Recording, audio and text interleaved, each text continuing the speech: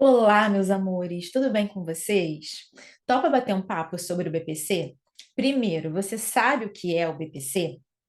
O BPC é o benefício de prestação continuada. Ele é garantido pela nossa Constituição Federal e todos os detalhes dele, as suas regras e tudo mais, estão na Lei Orgânica da Assistência Social, a LOAS. Por isso que algumas pessoas também chamam o BPC de LOAS. E não tem problema, é tudo a mesma coisa, tá tudo certo. Pode chamar de BPC, pode chamar de LOAS, você escolhe. Ele é um benefício assistencial que garante um salário mínimo mensal a dois grupos de pessoas. Então, agora preste atenção que eu vou explicar para você quem são essas pessoas. A pessoa idosa com idade igual ou superior a 65 anos de idade. E a pessoa com deficiência. Essa deficiência pode ser uma deficiência física, deficiência mental, ou uma doença em que a pessoa esteja fazendo acompanhamento e necessite de um acompanhamento por mais de 2 anos, que já esteja há mais de 2 anos fazendo esse acompanhamento de uma doença grave, ou que pela avaliação médica essa doença necessite de 2 anos de acompanhamento médico. Nesses casos, a pessoa tem direito a requerer o BPC, porque ela está atendendo um dos critérios, porque são dois critérios. Não basta ser idoso ou uma pessoa com deficiência apenas. Existe um outro critério que é avaliado para a concessão do BPC. E esse outro critério, qual é esse outro critério? É o critério da renda. O BPC, ele é destinado ao idoso ou à pessoa com deficiência que não possui meios de se sustentar e nem que as suas famílias têm esses meios também. Então, a própria pessoa não consegue se sustentar e nem ter esse sustento provido pela sua família. E é através da avaliação social que vai ser verificado, que vai ser analisado se quem está solicitando o BPC cumpre esse critério da renda. Então, essa pessoa vai precisar comprovar que a sua família tem renda familiar igual ou inferior a 1/4 do salário mínimo por pessoa. É uma avaliação que é feita. Por exemplo, como é que se faz essa avaliação? Se uma família é composta pelo requerente, o seu companheiro, seu cônjuge, né, companheiro ou companheira, e dois filhos menores, essa família do meu exemplo, ela é composta por 4 pessoas. Então, serão somadas as rendas de cada membro dessa família, de cada pessoa que compõe essa família. Soma a renda de todo mundo. Vamos supor que essa soma, que é a soma de todo mundo, tenha ficado em R$ 1.000. Eu escolhi R$ 1.000 para não embaralhar o tico e teco, percebeu, né? Então, R$ 1.000 dividido por 4, que são as 4 pessoas da família que eu trouxe no exemplo, R$ 1.000 dividido por 4 vai dar R$ 250. E o salário mínimo hoje, em junho de 2023, é de 1.320, não é isso? Então, 1/4 do salário mínimo de 1.320, que é o nosso salário mínimo hoje, é R$ 330. Então, essa família do nosso exemplo, ela cumpre o critério da renda, porque a renda per capita da família dela foi R$ 250, está abaixo do exigido pela lei, que é 1/4 do salário mínimo vigente hoje, que está em R$ 330, esse 1/4 do salário mínimo. Entende? Então, não esquece, vai ser somado todos os rendimentos desses integrantes dessa família, salário de todos os componentes, pensão alimentícia, renda de trabalho autônomo, de trabalho informal, se recebe algum aluguel, se recebe doação, todas essas rendas, sejam elas formais ou informais, serão somadas e elas entram no cômputo dessa renda per capita. Só não vai entrar nessa soma benefícios e auxílios assistenciais de natureza eventual ou temporária. Também não entram só para trazer como exemplo para vocês, benefícios eventuais, por exemplo, o Auxílio Brasil foi um benefício assistencial eventual, foi durante um período. Mas também teve uma regra específica, porque foi durante a pandemia. Então, benefícios eventuais em períodos de catástrofe ou de calamidades públicas que sejam disponibilizados para a pessoa, né, em relação a mesmo critérios políticos que eventualmente venha a surgir um benefício desse. Tá? Também não entra, só para você entender o que é um benefício eventual, também não entra nessa soma da renda per capita os valores que venham de programas sociais de transferência de renda, como é o caso do Bolsa Família. Também não entra as bolsas de estágio supervisionado, bolsa de jovem aprendiz, também não entra, tá? Meu celular tá tocando. Só um minuto, justo agora. Caramba! Vamos lá, ao vivo, gente. Espera aí que eu vou desligar. Deixa eu botar aqui no silenciador. Então, voltando. É importante também lembrar que se existe na família pessoas que recebem o BPC ou algum benefício previdenciário de até um salário mínimo, esse valor também não vai entrar na soma da renda per capita. Então, se existe uma outra pessoa que recebe o BPC e, por exemplo, existe uma pessoa recebendo o BPC por ser deficiente e um membro daquela família completou os 65 anos e quer solicitar o BPC pela idade, vai poder, porque esse benefício da pessoa com deficiência, desse BPC da pessoa com deficiência, não vai entrar nessa soma. Ou se existe alguma outra pessoa que receba algum benefício de até um salário mínimo, uma outra pensão, né, um outro membro da família que receba uma pensão de até um salário mínimo também não vai entrar. Então, qualquer benefício de até um salário mínimo não vai entrar nessa soma, tá? Então, não vai comprometer essa renda per capita para a pessoa conseguir o BPC. O BPC ele não é uma aposentadoria. Essa é uma dúvida também muito frequente. Ele não gera pensão. Então, se a pessoa que recebe o BPC falecer, ela não vai deixar o BPC como pensão para um dependente, por exemplo, tá? Não dá direito ao 13º salário, BPC, existe até um projeto de lei que prevê o 13º para o BPC, mas hoje, em junho de 2023, essa ainda não é a nossa realidade. O BPC não tem 13º salário e ele vai ser revisado a cada 2 anos. Então, a pessoa que recebe o IPC, de 2 em 2 anos, tem que passar por uma perícia para saber, para verificar, para o INSS verificar, porque é o INSS que administra toda a concessão e tudo que diz respeito ao BPC é o INSS que faz essa parte. Então, o INSS vai ver a cada 2 anos se a pessoa que tem o BPC, que recebe o BPC, se ela está nas mesmas condições de quando ela iniciou o recebimento. Porque se ela mudou, se uma pessoa com uma doença, por exemplo, grávida, do jeito que eu falei para você no início, que está há 2 anos fazendo acompanhamento, há pelo menos 2 anos, em um determinado momento da vida dela, aquela doença pode estagnar, pode cessar, a pessoa pode ser curada, não precisa mais fazer um acompanhamento médico, porque a pessoa não tem mais aquela doença. A doença foi curada, graças a Deus. Então, o INSS faz essa verificação para saber que se as pessoas que já não estão nas mesmas condições, não precisam mais do benefício, ou a renda, ou começou a trabalhar, a renda per capita modificou, e aí a pessoa vai ter o benefício suspenso, se ela não está nas mesmas condições de quando, lá no tempo em que iniciou o recebimento, tá bom?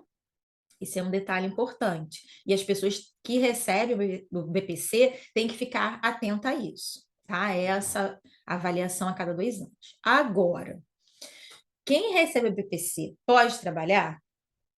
Não pode trabalhar. Essa também é uma questão muito importante que muitas pessoas acabam cometendo algum deslize em relação a isso. Começa a receber o BPC e depois arranja emprego, ou começa a pagar o carnê, né, como contribuinte individual, isso não pode. Um dos critérios para a concessão do benefício é que a pessoa não tenha nenhuma renda. O BPC, como eu falei, é um benefício assistencial, lembra? Se é um benefício assistencial, ele é para suprir uma necessidade primeira de subsistência da pessoa. Se ela está trabalhando, ela não está mais naquela carência, naquela situação de pobreza extrema. Então, ela não precisa mais do BPC, porque ela já está conseguindo trabalhar, já conseguiu ser realocada no mercado de trabalho, tá? Então, mas apesar da administração do BPC ser feita pelo INSS, ele não é um benefício da Previdência, ele é um benefício assistencial, por isso tem esse caráter de não, da pessoa não poder trabalhar, tá?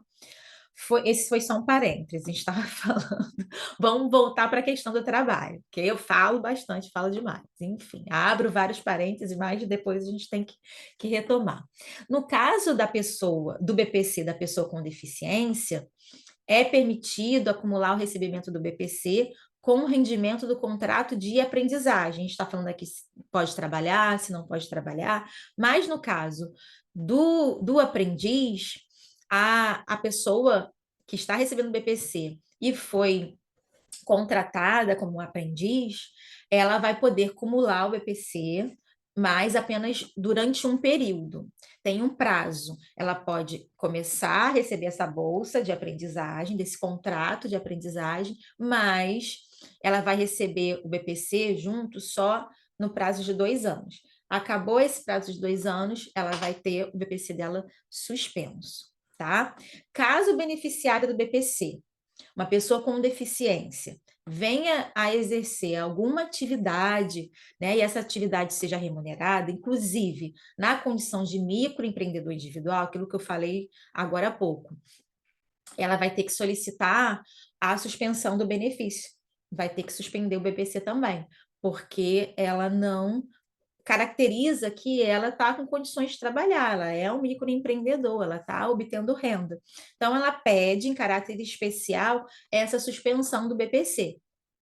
Aí, quando encerrar essa relação de trabalho, ou né, essa questão do microempreendedor não deu certo, né, ficou durante um período, se esse período for menor que 2 anos, ela pode pedir a reativação do benefício, tá? E aí não vai precisar passar por uma nova avaliação médica e nem por uma nova avaliação social, se for dentro desse prazo de 2 anos, beleza? E como e onde é feito o requerimento do BPC, você sabe? É uma coisa muito importante em que, em primeiro lugar, todos os membros dessa família, inclusive se tiver bebê, tem que ter o CPF. Então, tem que logo providenciar o CPF de cada membro da família. Com o CPF em mãos, e todos os documentos de praxe, né, identidade, CPF, certidão de nascimento das crianças, se for criança em idade escolar, a declaração da matrícula na escola, a carteira de trabalho, comprovante de residência, não sei se eu já falei, enfim, todos os outros documentos, mas o CPF é um documento fundamental, tá? Não esquece disso. Com todos esses documentos, incluindo o CPF, a pessoa a pessoa ela vai ter que inscrever a família dela no Cadastro Único de Programas Social do Governo Federal. O que é isso, Mia? É o CAD Único. CAD Único você já deve ter ouvido falar. Cadastro Único. E aí, o responsável por esse núcleo familiar, não precisa todo mundo, tá? Fazer o cadastro, basta a pessoa que vai se responsabilizar por essa família no cadastro, levando as informações, levando os documentos todos, tá? É essa pessoa que é melhor que seja a pessoa, o requerente do BPC ou não, aí vai da avaliação de cada família, né? Porque às vezes o requerente do BPC, se for uma pessoa com deficiência, fica mais complicado ir, né, até o local. Pode ser uma outra família que faça, que se responsabilize por esse núcleo familiar e que faça o cadastro da família. E onde você faz esse cadastro? Onde eu faço esse cadastro? O cadastro ele é feito nos CRAs. O CRAs ele é a Coordenadoria Regional de Assistência Social. Os CRAs são divididos, aí você tem que prestar atenção nisso, porque você não pode ver, aqui tem um CRAs, eu vou lá. Não é assim. O CRAs ele é dividido por região. Então, nos bairros, cada região, cada grupo de bairros e de ruas vai ser de responsabilidade de um CRAs específico. Então, você tem que ver ou na internet, ou indo numa subprefeitura, ou ligando para a prefeitura da sua cidade. Aqui no Rio, nós temos um número de ligação 1746, né, que é um número direto com a prefeitura do Rio. Você pode perguntar, é a telefonista que atende, você tem várias informações, inclusive essa, você pode perguntar para a telefonista qual é o CRAS através do seu endereço, passando o seu endereço. Agora, eu não sei em que cidade você reside, se é no interior ou se não é. Os CRAS, eles existem em diversas cidades do país, inclusive em cidades do interior, porque faz parte de um serviço, por Cade Único é feito lá, e o Cade Único é um cadastro do governo federal, então os CRAs têm que existir em todas as localidades. Mas caso não exista na sua cidade, geralmente pode ficar na Secretaria de Assistência Social também, uma possibilidade do núcleo ser realizado lá, esse cadastro ser realizado lá, é uma possibilidade, mas se informe na sua cidade onde é realizado o cadastro único de programas sociais do governo federal, que é o CAD único, ok? Vamos dar continuidade aqui. Então, depois de inscritos no cadastro único, a pessoa tem que manter o cadastro atualizado. Não basta lá uma vez fazer o cadastro e esquecer que fez o cadastro. A cada 2 anos, esse cadastro deve ser atualizado. E para entrar com o requerimento do BPC, você tem que estar já com o cadastro, é melhor que esteja com o cadastro atualizado. Porque vai bater no INSS, se não tiver atualizado, vai entrar em exigência e complica mais para você, demora mais. Então já verifica, pretende, eu acho que eu tenho direito, vou solicitar, ou conhece alguém que esteja dentro desse perfil que a gente está conversando aqui, já explica para a pessoa para ir no CRAS atualizar o cadastro se ela já fez alguma vez na vida, tá? Aí tem que levar as documentações, porque às vezes pode ter falecido um membro da família, algum membro que trabalhava pode ter perdido o emprego, uma criança nasceu, então tem que ser atualizada a cada 2 anos, essa é a regra do governo federal, e para o requerimento BPC, tem que estar com esse cadastro atualizado, tá bom? Então, uma vez realizado o cadastro, a solicitação do BPC ela pode ser feita. Essa solicitação, e onde eu faço a solicitação, Mia?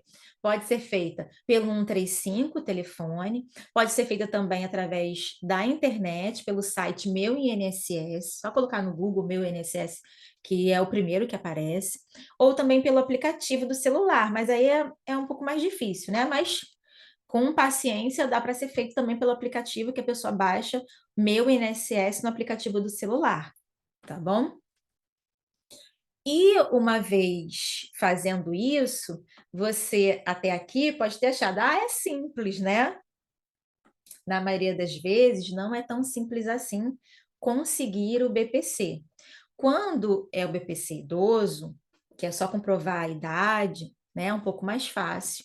Mas, na maioria das vezes, o BPC para a pessoa com deficiência ou doenças graves, né, é um pouco mais complicado, porque engloba a comprovação da deficiência, a pessoa tem que passar pela perícia médica, tem vários critérios que são avaliados, e isso dificulta um pouco mais. A pessoa passa por uma avaliação médica e tem que estar dentro ali de uns critérios todo específico que esse médico perito vai fazer.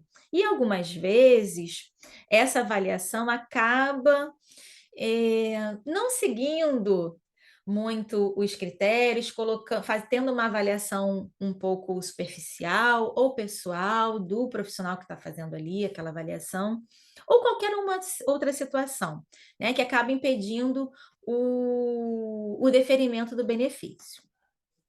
E para exemplificar aqui para você, eu vou contar a história da Dona Maria. A Dona Maria, ela entrou com o requerimento do BPC em 2019, porque ela é uma pessoa com deficiência.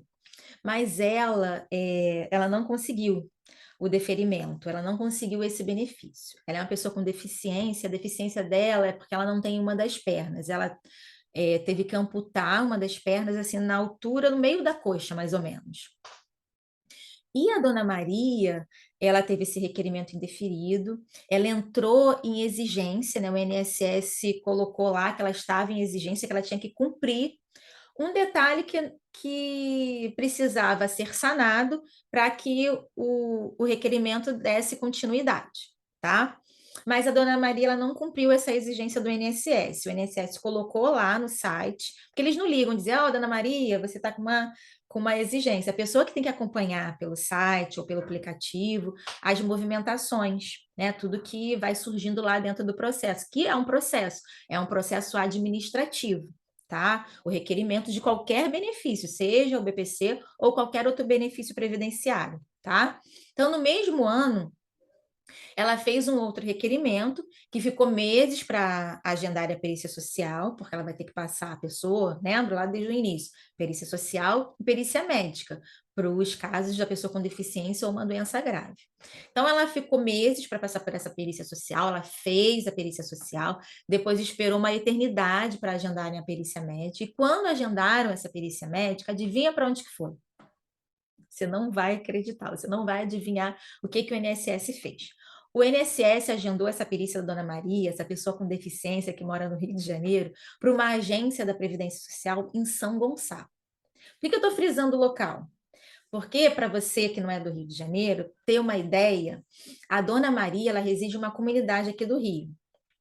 Ela mora sozinha, as condições de vida dela são bem precárias. A casa dela é super humilde, ela mora num cômodo com banheiro, em situação assim de extrema vulnerabilidade, extrema pobreza.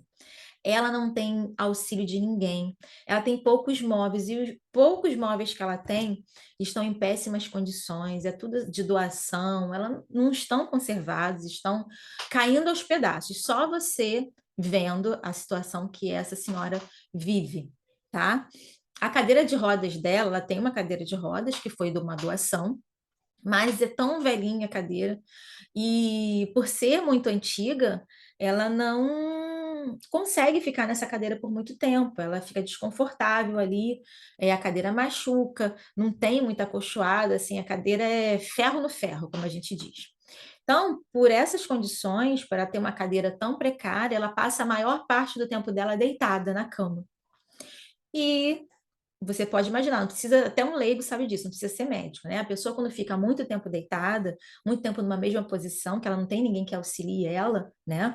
Ela tem muitas escaras pelo corpo, sabe? Aquelas feridas do contato da pessoa ficar muito tempo numa mesma posição. Então, as costas dela tem várias feridas, as nádegas, atrás da perna também tem muitas feridas. Então, a situação dela de saúde e a situação também de vida, a situação social, assim, é desesperadora, assim, é desumana, né? Então, estava muito difícil para ela. Ainda hoje, é, está difícil, mas ela já conseguiu, tô dando spoiler, mas eu não aguento. Mas ela já está recebendo o benefício dela, porque eu precisei entrar, né? Como ela me procurou, ela chegou até a mim indicada por um outro cliente meu, e aí eu comecei a trabalhar no caso dela. A Dona Maria, assim, é um ser humano sensacional. Você só conversando com ela, vocês ouviram um pouquinho que eu contei da história dela, você, né, percebeu?